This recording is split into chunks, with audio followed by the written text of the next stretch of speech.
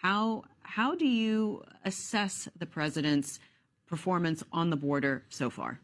I don't think it's good. Some of the Republican leadership said this weekend, I don't think we can get a border deal till Trump is elected, and we're going to reject the Senate deal. I haven't seen the Senate deal. Nobody's seen that. We have a general idea what they're looking at. So what came out this weekend was not very promising. They're going to meet with the president. Hopefully they can work that out. But if they stay in their corners, it's going to be hard to get a border deal. If there's a crisis, let's do it now. Why wait till see if President Trump or former President Trump is elected? On the screen, HR2. So we'll remind people what that is, and then I'll get your comment on it. It is so resume construction of the border wall, detain or deport new undocumented immigrants, tougher screening standards for asylum, reinstate family detention, end mass humanitarian parole, and finally, mandate employers check workers' legal status through E-Verify. What do you think of that?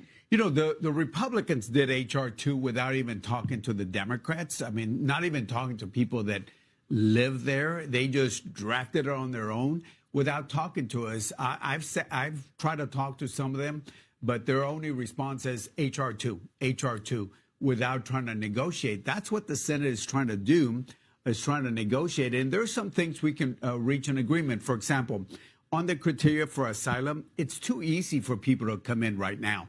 The feeling is, and it's accurate, that all you have to do is touch the riverbanks or get to the U.S. border, and then you can come into the U.S. for years, 4, 5, 6 years before you get an immigration hearing. And if you look at the numbers, 87% of those people are going to be rejected. So why are we allowing too many people at the beginning? So there's ways you can do this. Parole, let's look at what happened last year, 23. There was about 3.1 million people that came to the border. 2.5 were encountered by Homeland. About 600,000, it's estimated, were getaways. So that's 3.1. Out of that, you had 300,000 that were parole. 300,000 that were paroled. I've been trying to do the H-2B visas, the H-2A visas, which are legal ways where people can come in and work. We only have 60,000 a year, but in 1 year there were 300,000 people that were paroled. So we got to look at some limitations. How we get there, that's negotiations. How do you assess the president's performance on the border so far?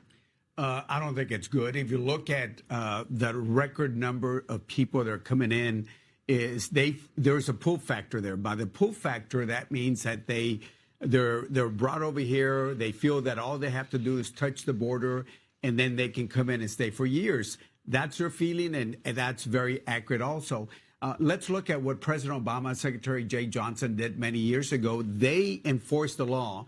They treated the migrants with respect and dignity, but at the end of the day, they enforce the law. And sometimes you have to deport people because that's what the law is. I mean, right now, we have millions of people that are waiting for a hearing before an immigration judge.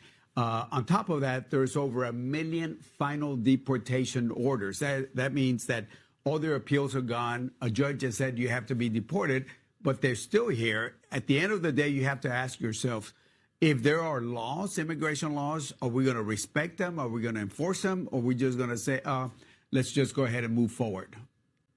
I want to show you a USA Today Suffolk University poll about Biden's support in 2024 among Black and Hispanic voters. Black voters currently at 63%. That's down from 87% in 2020. Hispanic voters are only at 39% support for President Biden, down from 65% in 2020. What do you attribute that to? You know, it's the positions that he's taken on certain areas. I can tell you that in my South Texas district, and I represent about 80, that district's about 80% Hispanics, Democrats. And we're losing some of that support because they feel that he's not strong on border security.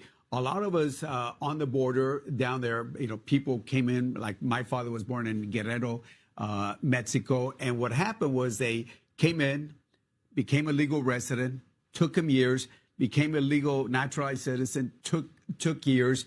But now a lot of those people that went through that process or are waiting for that process are seeing people jump the line, and that is very disturbing to a lot of Hispanic Democrats. Let's talk to callers. We'll start with Michael in Belmar, New Jersey, Democrat. Hi, Michael. C-SPAN, thank you for taking my call. Mr. Cuellar, I usually save my calls for calling for a Republican representative, but I will call you a call to talk to you about a couple things. You know, we could build as many walls as we like. We could we could do all the technology things. We could hire the ICE and the border security guards. But the problem is in the countries these people are coming from. You read about Ecuador. You read about Guatemala, Nicaragua, San Salvador. These people are leaving horrible countries. Isn't there more the United States could do to correct the problems we're having in those countries instead of spending money on walls? Because if you don't fix the problem, the people are going to come. They're going to come no matter how you fix it. If you build walls, they'll go through the water. And the other issue I have is for the drug, this fentanyl infection that comes from these countries. The problem isn't the drug. It's the demand for the drug in the United States that drives these problems. I know someone that was talking to somebody in Guatemala one time, and they were talking about it, and they said, you know what, you people keep feeding our problem. And the guy said to them, basically, it's not our problem, it's your problem. You use the drugs, we're going to ship them to you because it's a way of making money illegally.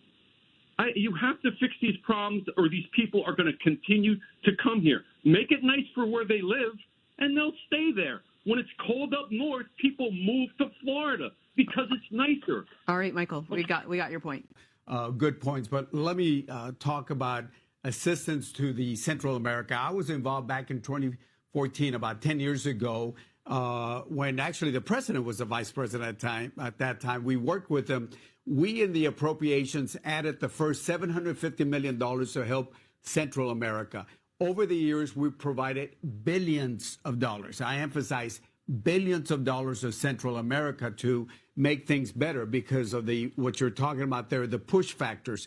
There are push factors, what happens to those countries, but there's pull factors over here in the U.S. side, which is a policy that we have right now.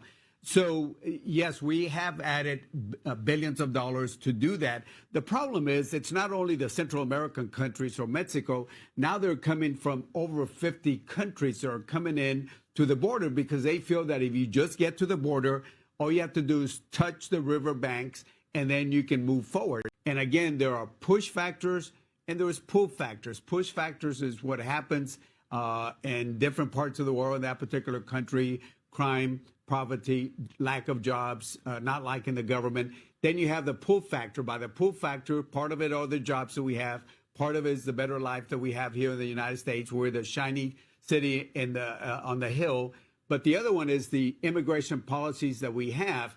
And if people think that they can touch the border, the riverbanks or the U.S. border, and then they can get in for years, unfortunately, that perception is a reality right now.